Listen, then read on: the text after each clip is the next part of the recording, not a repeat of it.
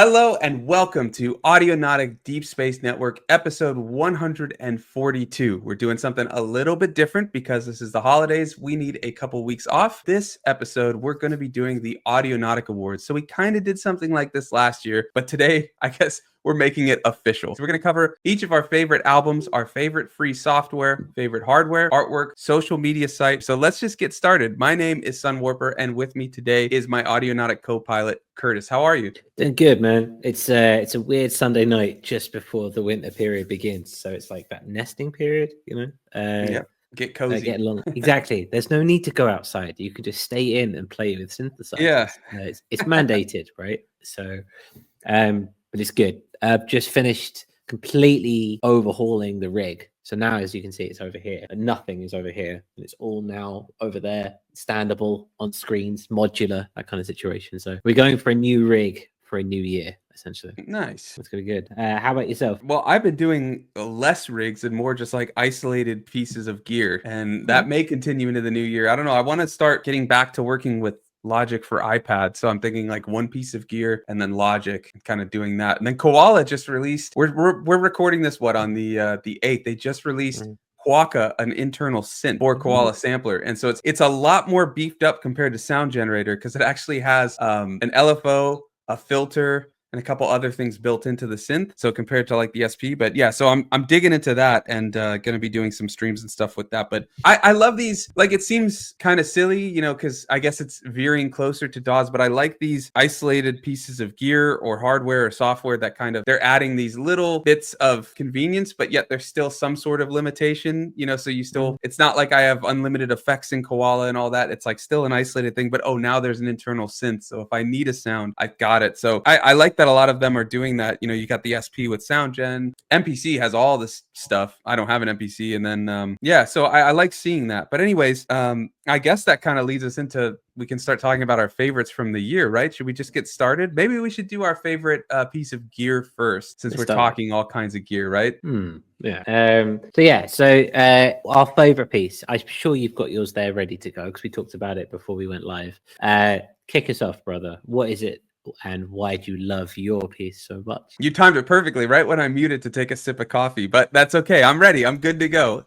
We don't even need an edit for that. I'm just good to go. Yes, I'm holding it. It's right here. It's the Roland P6. So there's a lot of gear that came out, a lot of stuff that we looked at, but I didn't get, you know, we didn't get hands-on. So I wanted to be fair, and it's something that we've had. I did get to play a lot of stuff at NAMM in 2024, but this came out pretty recently. I want to say it was September. It might have been October. But it really surprised me with how much was thrown into this for $220. That's kind of my deciding factor this year, was being budget conscious, right? Because times are tight, you know, it's tough. So I wanted to think about that. And I mean, I always think a sampler is one of the best bang for your bucks pieces of hardware because you can just do so much just throwing anything into it, you know, from a phone, whatever. But this thing adds a lot of convenience compared to the SP, a lot of headaches with the menu diving, but the granular engine on here is its biggest feature. And it's on like the smallest button too. It's this little button right here, but there's so much sound design fun and just capability that I've really enjoyed, just like taking samples, just sampling guitar in there, right? And then just obliterating it with the granular engine. And I've got a new synth sounder. Like I took a piano from the Volca and I did just an octave A, like just A2 and A3, right? I put that into the granular engine on there and it turned into like this mandolin style lead, you know, like that, just like really fast pluck, like it was perfect for a lead. So I've just had so much fun with that. And I was like, okay, well, that's definitely my favorite piece of gear. Yeah, it's interesting because they do pack a punch. And I think the Aria series has, you know, in the Audionautic Discord community, it's been very well received. FCC's got a couple of them. He's got the S1, I think, for sure. He's got the S1, yeah. Now, it's interesting that you bring up the Volca because while you're talking, that's what kind of came to my head because it is meant to be kind of like a competitor to the Volca in that part. Me with the Volcas, I've got a couple of the Volcas coming through, and it's a cool little box. You know, it's about $100, about half the price of the Aria series, and they're great to a point because they're limited. Yeah. Do you find that with your No, that's E6? what's so crazy. Like I was saying, I think its limitation is its menu diving because of how much is in there. Like this thing That's has, I want to interesting. say, Yeah. 16 voice polyphony. The sample times, while short, are a lot longer than you get on something like the Volca sample or like the PO33. Like per pad, you get, depending on the sample rate, you can either have 2 seconds in stereo or up to, I want to say it's like 20 or 30 seconds per pad. So I mean, it might not seem like a lot, but you can get 4-8 bars of a sample into each pad, right? And then you can chop, and there's a whole thing with, you can do multi chops per pad, so you can get like whole drum tracks. Every pad is polyphonic, so if you have all your drums on one pad, right? You can have like one, so like each pad is here, but each pad has, you can have up to like, 16, 32 chops in a pad. So if you send in a drum loop, you could have all your drums on one actual pad, but you could do polyphony and have the hi-hat hit at the same time as the kick, all that type of stuff. Something like the PO33, and I don't even think the EP 1 through 3 has that or anything. So like there's just so much crammed into it that its limitation is like, I have to learn this thing. Yeah, I get that. But that, I mean, that's a good thing because you can always learn. Always learning supersedes that of hitting a roof and then something gathering dust on your shelf because it's not quite there. Exactly. The last thing I want to say about it, like I was doing a live stream with the SP yesterday and I kept commenting. I noticed when I was watching it back in the edit, I kept commenting like, oh, I wish I could do this thing like I can on the P6. And I mean, we're talking like $300 or 200 something dollars difference. And, the SP has a lot more capability, but it's lacking in these specific spots that the community's been asking for, but they threw it into the P6. So they do really complement each other, but it's crazy to me that this tiny little, like you were saying, a pocket competitor to like the Volcas and stuff has things I wish the SP had. Like you say, I mean, in that sense, again, we come back to the allegory of choosing the Pokemon, right? You have to have them all in that sense in order to get everything you need. But I mean, it is great because I mean, the SP, you can throw it in a bag. Obviously, it's not pocket size, but it's close enough. And then you can have everything going. The SP still, I would say, the better buy, like in terms of what you get. But there's so much on the P6, like the per step stuff and all that. Like I wish they'd add it to the SP. Let's put it that way. You get there. So I have to say, it looks like a cool little box. It'd be good to get one at some point. In this particular studio, the way that you've been pairing it up seems to be working quite nicely for you. Yeah. Now, what about you? What's your favorite piece of hardware? I see something behind you. Is that in frame? Was that just conveniently placed? Oh, right here. Definitely didn't just move it before we started recording. No. Yeah, mine's the Push 2. Going completely on the other end of it. I got one of these. I have one of these on. It's through the institution I work with, so it's not technically mine. I take it back every time it's used, but it is beautiful. And as a becoming seasoned or pre-seasoned Ableton user, is just amazing. It is Ableton in a box essentially. Now it's not quite as much as the 3, which is a standalone unit. This is the 2, but I love it because for so much now, I can't remember the last time I looked at Ableton. It's great, right? I use it in everything. Like I have a hybrid setup at the moment and I absolutely adore it, and it's great and it's amazing, and I don't think I can do anything else. But just having the ability to tweak and turn and move and blend and mix on the go just makes everything just beautiful. I'm not just writing and then doing a mixing process anymore. I'm writing and mixing at the same time. I'm recording my automation and I make everything work. I do it once and then it's done. Call it done. You obviously have to set your own limitations in that regard. It's a DAW. You can go back and you could, in theory, tweak and move things around for infinity. But this gives you the ability to get to something that you want incredibly easily and incredibly quickly. It's completely changed my workflow in that regard, and I love it. I can't get enough of it. Yeah, I get that. I mean, the Push looks incredible, especially having like the backing and the muscle of a DAW, but you don't have to look at the screen, right? And things like that. And if you set up templates and stuff, I could see it being awesome in that regard. So it is. I'm with you. I mean, I'd love, if I ever do get Ableton at some point, perhaps I would definitely want to pair it with Push or Move. Move looks pretty cool too. Move does look more good. limited though, far more limited. Far more limited. But I mean, as we were talking, like these little kind of all-in-one synth boxes coming through is more of a thing. I imagine we'll see more of them coming through in 2025. But just to speak for how powerful it is, like once upon a time, obviously I had my Nova here, and even if the Push was here, I still had my launch pad and my launch control there, and I had like a control to do 16 channels all at once. Don't need it. It's now on the shelf just off camera over there. Interesting. And I wish we would have just met when you had the push when we were in Switzerland together. Would have been interesting to see that one in motion with you. But the workflow you did have was pretty cool. Yeah, a bit more janky, but you know, there's always next time. There's a There's always certain next charm to that. exactly. So yeah, so if you, I mean, now the push 2s they're cheaper now. The push 3s have come out, and yes, it's a big expensive buy and it is an investment. And I'm only speaking to Ableton users here. If you use FL, this is going to be no good to you. But it is one of those things that I've got my hands on, and I don't see any way back, just because it's so easy to be staring at a computer screen and to get headaches from over mixing and kind of, you know, with a mouse and a keypad and clicking away and stuff.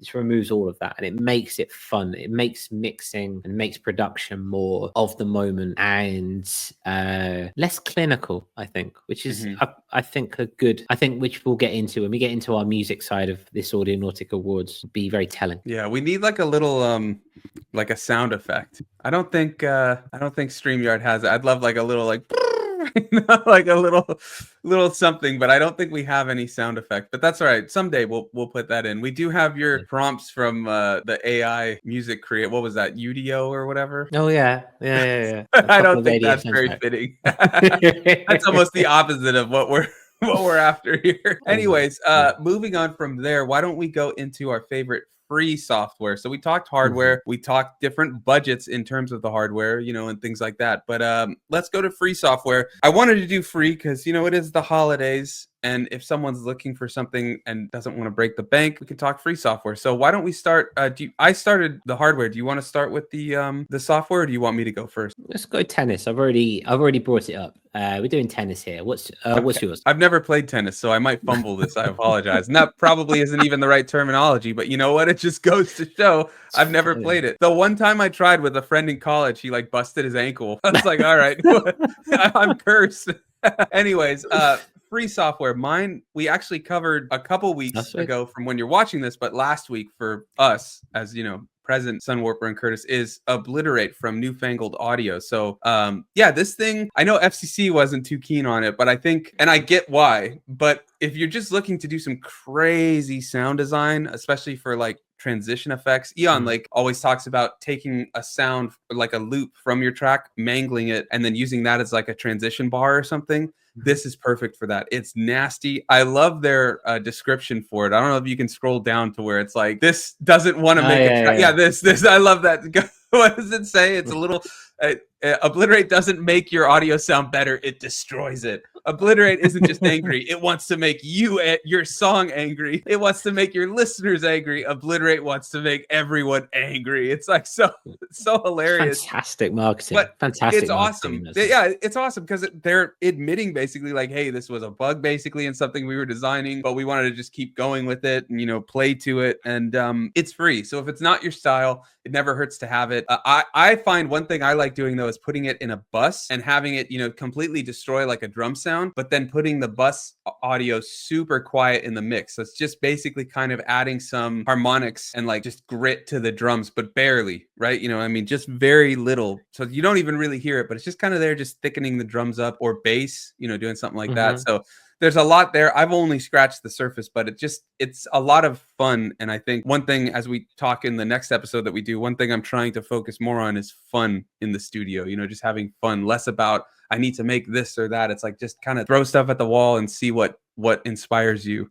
Or in Eonlake's case, throw stuff on the whiteboard and see what inspires you. But, you know, I don't have a whiteboard at the moment, so it's just kind of my wall. But yeah, that's Obliterate for me. I get that. I mean, it's a beautiful little piece. It's free, so you can't knock that. And I'm sure it comes up with something that is very, very unique in that sense. So yeah, I'll check one. We'll put the link in the description to it as we go up, so you can click on these all as you go. Let us know what you think. Let us know if you've been playing around with it and what it did to your composition. Yeah, because it's mean. What about you? What's your favorite free software?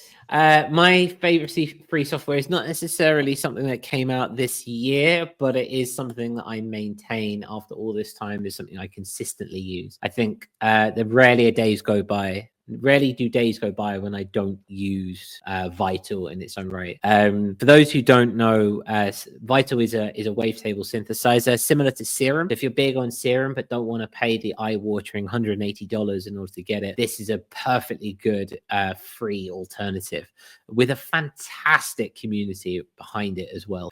So many producers and forums and collectives of people who just make presets and put them out on the internet, if that's kind of if you're a preset surfer. But I love this particularly because it's so diverse, it's so flexible, you can do so much with it, and you can really learn in the name of having fun and exploring and coming through. It never ceases to bring some form of new skill to production, I think, which I think we lose things. Again, the theme of kind of like what we've kind of come through this year is with creating and putting ourselves in boxes, so to speak. But this gives an amazing sense of fun, an amazing sense of exploration, and it's pure sound design. Who wouldn't want to do that? I still don't have it. I need to get this. I was just checking if it happens to have an iOS version or whatever. It doesn't yet, but I guess it is, on the Apple M chip, so it's possible they could make it. But I really do need to grab this. I always forget. You always sing its praises and I forget. But okay, in 2025 I will grab Vital. We'll have a shootout. Yeah. We can both design patches and see what sticks. Beautiful. Yeah, it's totally cool. I think it's very, especially in the plugin market. This is why I like we focus so much on free stuff, because the plugin market is very good at saying, hey, $200 and it will solve all your problems, right? And that's an issue in that regard, especially for new producers or people coming into the game. Maybe they don't have so much money to sink on this kind of situation. But these notions of having free software and having a very powerful synth at your fingertips for free is really amazing in this day and age. It's a third-party plugin which does exactly what it says. It's not buggy, it's flexible. No reason not to pick it up. Yeah, for sure. All right, so that's our free stuff, and we'd love to hear if you're watching this while we're in the premiere, throw it in the chat, or especially after the premiere, throw it in the comments, or if you're on Apple and Spotify. There's comments at least on Spotify as well, but if you're on Apple, give a review. It's the end of the year. It helps a ton if you're enjoying the content. We've seen a big listener rise over on Apple and Spotify, so it means the world to have you along with us. We actually checked the Spotify Wrapped for the podcast. We're in the top 20% of video podcasts, so that's crazy. So we really appreciate all of you who head over there and listen and have joined us over there. And you can also find us, of course, on YouTube. We live stream these, but wherever you listen, it means the world to have you along for the journey. But from there, we're going to move on to some quicker ones. These are basically, we are a musicians podcast. So we're going to talk a little bit about music, our favorite art, our favorite album, and just quickly our favorite single from the year too. We tried to keep this more independent, but if you have albums from bigger artists or something, go ahead and throw that in the chat. It's all good. Where do you want to start, Curtis? Are we still doing tennis? Do I have to go on this one? I'm throwing it back to you. Throw it to me. All right. So mine is actually from Shady Ridge Records, one of our patrons. Awesome label. They put out a ton of amazing music, and it is Human Concept. First of all, this artwork just grabs you, right? Like, it's awesome. I love the little logo and all that stuff, but the music, the story, all of it combines to tell this awesome tale. Like the artwork, the story behind it, when you read about it, the track titles, and the music itself. It's really a journey. It's an awesome road trip. I'm a huge fan of this album. I really like everything around it. Let me zoom in on this so you can see it a little bit. Really cool story. And I just think it's a really great listen, especially knowing the narrative behind it. But even without knowing that, because I listened first and then read about it, you kind of get the idea, especially looking at the artwork. We talk a lot about the power of artwork and the power of story, and I think this album really showcases that, and that's why I wanted to highlight that. Music is awesome, really well produced. That's pretty much all I have to say on it. It is. It's a great album, and it's a top notch. I brought this photo up because this is what Josh is doing over at Shady Ridge. Yeah, just the real conjuring of story in a day and age when music is a disposable product to be sold, and then a week later it's gone again. They've done a really great job of collecting these photos which accompany the release and then come through, and they really do harness and double down on on, you know, this has a meaning behind it. This isn't just a couple of singles thrown together on a CD. Josh has done some really great work, and that accompanies fantastic music from Human Concept. Yeah. All right, my friend, what do you have on your side? On my end, let me bring it up here. This, if I could do this, yeah, this is the one. This may or may not come as any surprise. For me, it's Survey Channel's Ritual. Nice. It's just I love Survey Channel. I think he's my artist of the year. And I think that's quite simply because he, in a world again where we're moving towards product instead of art, and our work is so transitory and our work is so much of a piece of capitalism. Survey Channel's just coming in with just pure authentic music making, and great music making at that. We've known Survey Channel for what, 5 years or so ish, something like that. And still to this day, no matter what exploration he's in, where he's out, if he's being part of the community, if he's on his own path doing his thing, he releases something and you just go, boom, that's Survey Channel right there. He's got such a sound and such a crafting of his work that I can't help but just really fall in love with what he does every time. This Haven in particular is just 12 minutes of just pure unadulterated authenticity and creative expression, and that is something that I can't ever get past. It just sticks there. It's beautiful. Yeah, I remember when he was throwing up those tracks started out on his YouTube channel with the Silent Hill themes and stuff like that. And they were just awesome. And yeah, I was glad when he put them all together into a release. It's always the sound design with him. It's always top notch. And I just love, you just get lost in that sound. It's like trance inducing or whatever. So yeah, awesome pick. And I completely get that. Anything else you want to add regarding that? Just go buy it. Go buy it. And listen to it, and just we'll have links in the description. We'll put links in the description. Just put your headphones in, just shut your eyes and listen to it. And don't have it on while you got your phone. Just listen to it. It's a beautiful world, absolutely beautiful world. Yeah. All right. Next up, we're gonna move to our favorite artwork from the year. So I don't want this to seem like cheating, but I really do think this is my favorite artwork from the year, and this is by one of the people involved in this is next to me on this, and the other one is usually on screen but is not, unfortunately, today. But it's Eonlake's album Beyond Polarities, and I mean, just look at that artwork. It's just awesome. And we talked a lot about what brought this artwork to life, which was really a collaboration between Eonlake, Curtis, and AI, really. And it was really cool to see kind of Eonlake's ideas going to Curtis bringing ideas, but also kind of merging all these different AI layers. And like, it shows the creative uses of AI, first of all. You know, it's not always doom and gloom with AI. Like, there are a lot of issues with it and things. But when you take these ideas and then add that human element of bringing them together, merging them using Photoshop, doing all that, I mean, you just get this awesome creation. I love this. It tells everything kind of about the album. When you listen to the album, like, those are the colors I hear, first of all. And even before I saw this artwork, like when I was mastering the music, I was like, yeah, I kind of see these like purpley pinks and, you know, like space Cosmos stuff, all that, and it's like boom. Then I saw the artwork and was like, oh, okay. Let's see. Look at that. I hear what you mean. I thank you. That's cool. I'm glad that Audionautic Howard gave me a fantastic brief for it. And I think the idea was that you could go backwards through the portal the other way with it on the physical. But it is, I will say, it was a lot of fun to make in that regard, and I'm really grateful for the opportunity to sit and make it with Howard, because it was that balancing between the use of generative AI and then altering that in order to make it work. I think there's about 16 or 17 different images in there. Oh, wow. Which some of them are generated by AI, some of them are NASA in there, but they're all blended and collaged. And I mean, if you look at the project file, it's an absolute mess. But it reflects. But it works. It works, and it reflects the PDF that Howard gave me, which was just a bit of everything in that regard. There's a hint to every track in the album in that artwork. But it was great fun to make. Great fun to make. Yeah, it's awesome. And I think it shows also that even like the messiest project file can turn into one of the most beautiful pieces of art. Like it doesn't matter if it's all tidy, as long as the end result works. What about you? What's your favorite art? I've, in a similar fashion, I've gone the other way with this. And it is also an Audionautic release. This is one that we released back in October. I went completely the other way. This is Traveler from Willebrant and Billows, who we collectively call Billowsbrant. And I love this album.